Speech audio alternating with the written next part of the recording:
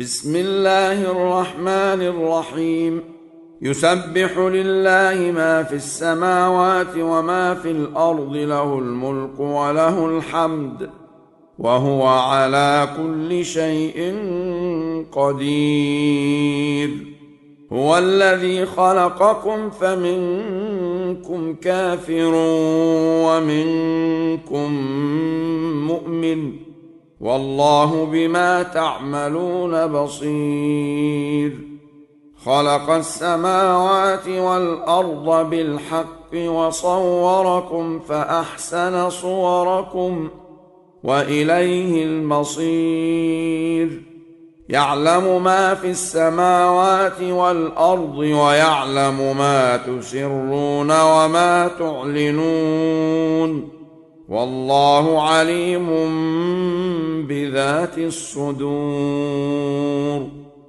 ألم يأتكم نبأ الذين كفروا من قبل فذاقوا وبال أمرهم ولهم عذاب أليم.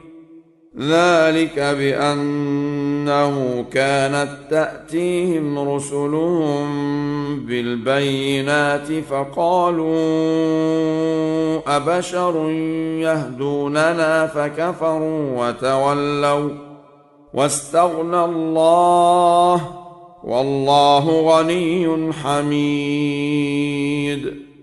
زعم الذين كفروا أن لن يبعثوا، قل بلى وربي لتبعثن ثم لتنبؤن بما عملتم، وذلك على الله يسير.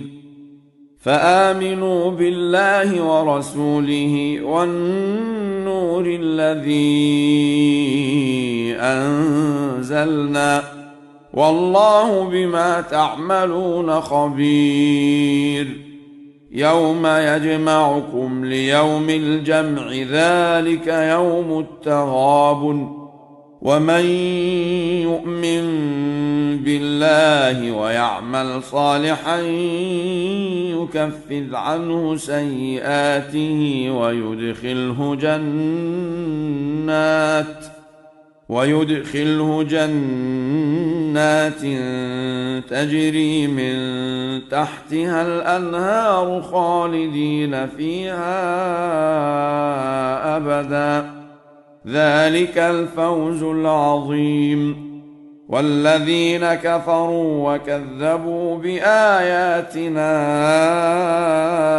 أولئك أصحاب النار خالدين فيها، وبئس المصير.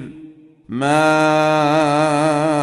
أصاب من مصيبة إلا بإذن الله، ومن يؤمن بالله يهد قلبه، والله بكل شيء عليم. وأطيعوا الله وأطيعوا الرسول، فإن توليتم فإنما على رسولنا البلاغ المبين. الله لا إله إلا هو، وعلى الله فليتوكل المؤمنون.